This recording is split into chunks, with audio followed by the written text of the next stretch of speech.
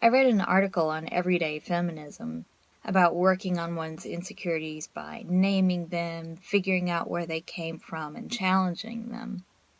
I made a note of this because I thought it was important for me to work on my insecurities, and I put it off over and over and over. I realized that as a way of diffusing my insecurities, it didn't address the depth of mine, nor did the technique draw on my strengths or appeal to me. I had a big breakthrough a few years ago when I realized that my capacity for shame was the same as my capacity for compassion. It's easier to think about dolphins than to not think about rhinoceroses. It's easier to replace or divert mental energy than to stop it.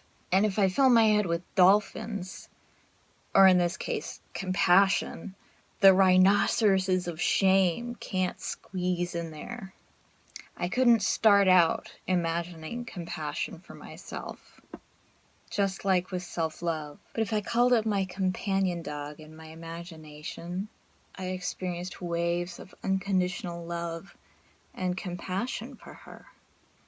As she went 3 rounds with cancer throughout her life, there were times when caring for her was hard work, but my compassion for her throughout it all was boundless and easy to bring to mind and heart. From there I went on to calling up my imaginary friend as a source of compassion for myself.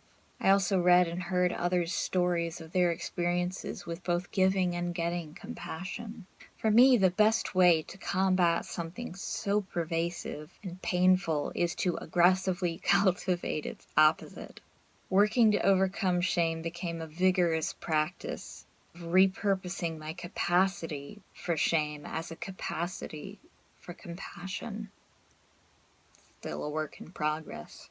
So in this video series, I'll be cultivating fierce pride in the things people stigmatize and target me for. I urge you to join in and find your own fierce pride. One thing shamers find hard to combat is someone who fully acknowledges, owns, and is even proud of the things that they want to target for shaming. It's like someone swinging for the punch and the other person stepping out of the way. The insult falls flat on its face, and the intended target just keeps on walking. I have one last very important thing to share that I discovered about diffusing my insecurities. For me, it's like surgery, in that I have to sterilize my life of people whose words and behaviors toward me, like subtle put-downs and microaggressions and invalidations, infect my deep work. They inflame and reinforce those well-entrenched insecurities, like they're thoughtlessly tracking mud and germs into an operating theater.